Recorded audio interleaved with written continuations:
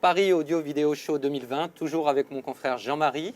On reste dans le domaine de la hi-fi, Jean-Marie, hein, avec oui. une marque bien intéressante. Je crois.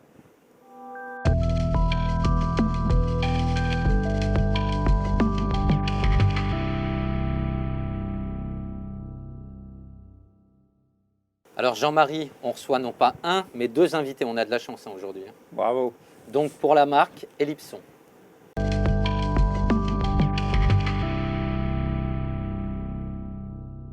J'ai donc le plaisir de recevoir Vincent Lègle. Bonjour. Bonjour. Et Philippe Pénat. Bonjour Philippe. Bonjour. Vincent, est-ce que tu peux nous dire ce que tu fais dans la vie?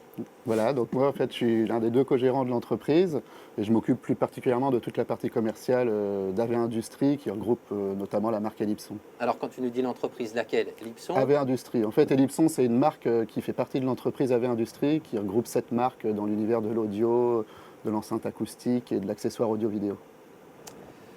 Et toi Philippe, est-ce que tu peux nous en dire plus sur ce que Oui, tu donc fais chez Ellipson? moi au départ je suis physicien et acousticien et aujourd'hui je suis donc le responsable des produits, du développement et recherche des produits audio, au départ sur les enceintes et aussi sur l'électronique pour Ellipson. Alors, qu'est-ce que vient faire un ingénieur de la sorte dans une marque comme Ellipson? Quel est ton rôle concrètement? Ben, mon rôle c'est donc on part d'une feuille blanche, donc on définit le type de produit avec la direction que l'on veut faire. Ensuite, on travaille avec des designers pour voir la forme du produit et quelle va être son esthétique. Et nous, à partir de là, on développe tout le plan pour que le produit soit réalisé, autant de la finition, de la conception et du rendu sonore. Je reviens vers toi Philippe. Ouais. Est-ce que tu peux... Vincent. Pardon. Est-ce que tu peux nous en dire plus sur Ellipson? Eh bien, sur Ellipson, en fait, l'une des particularités, c'est que c'est la plus vieille marque d'enceinte française aujourd'hui, puisqu'elle a été créée en 1938. Donc elle a beau être ancienne, mais depuis une dizaine d'années, on essaye d'apporter énormément de dynamisme et de nouveautés dans la refonte des gammes. Et depuis 2-3 ans, on essaye de s'orienter vraiment vers 3 pôles importants. Donc l'un, le principal, ça va être de redonner ces lettres de noblesse à Ellipson sur toute la partie haut de gamme, hein, haute fidélité. La seconde, c'est de prendre en compte toute l'apparition des objets connectés, donc en ayant une gamme qui va offrir de plus en plus de possibilités d'écouter de la musique en étant connecté. Et puis enfin, on développe fortement le marché de l'intégration qui est très important pour nous. On va revenir sur les produits justement et voir ce que vous avez à nous présenter. Voilà.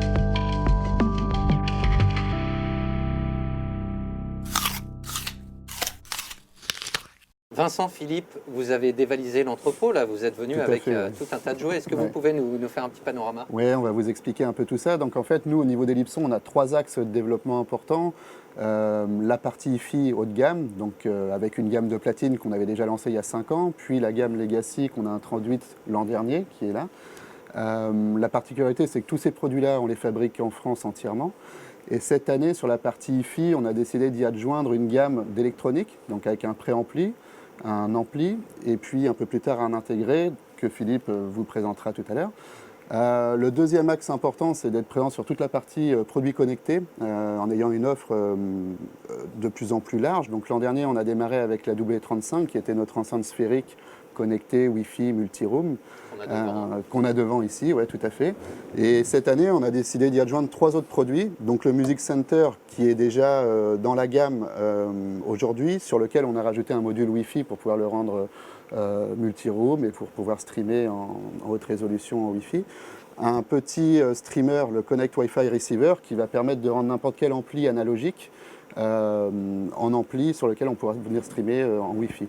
Et pour terminer, pour l'intégration, on a un petit ampli, le Connect 250, qui est très compact, qui va permettre de pouvoir être positionné à différents endroits de la maison, pas forcément sur une étagère, mais dans des faux plafonds, contre un mur, et qui a la particularité d'être très économique, puisqu'il va être vendu à 249 € prix de vente publique, tout en offrant quand même une puissance intéressante, puisqu'on va être sur 2 x 50 watts, on aura le Bluetooth et on aura le Wi-Fi aussi. Donc tous ces 4 produits-là vont pouvoir fonctionner dans le même univers, grâce à l'application Ellipson. Donc Philippe va prendre le relais.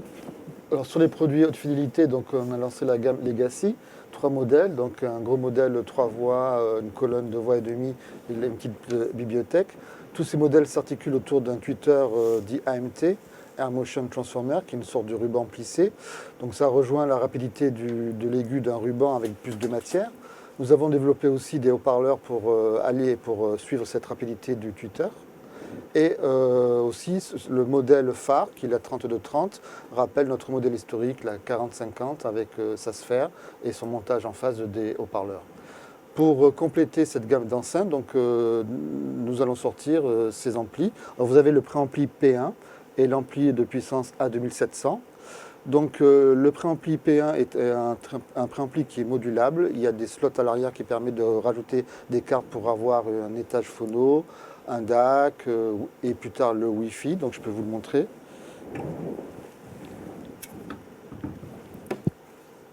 Et pour compléter ce préampli P1, vous avez un ampli donc A2700 qui est un ampli qui fait 700 watts sous 4 ohms, 400 watts sous 8 ohms et 1400 watts bridgé en mono avec une impédance de 8 ohms.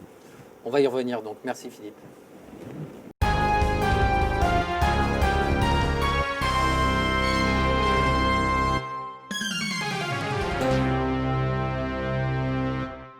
Jean-Marie, tu connais ces produits?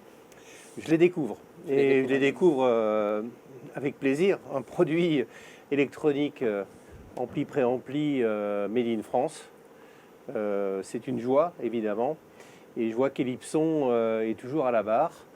Alors là, j'ai effectivement quelques questions. Vas-y, je t'en prie. Donc, made in France, c'est fabriqué où?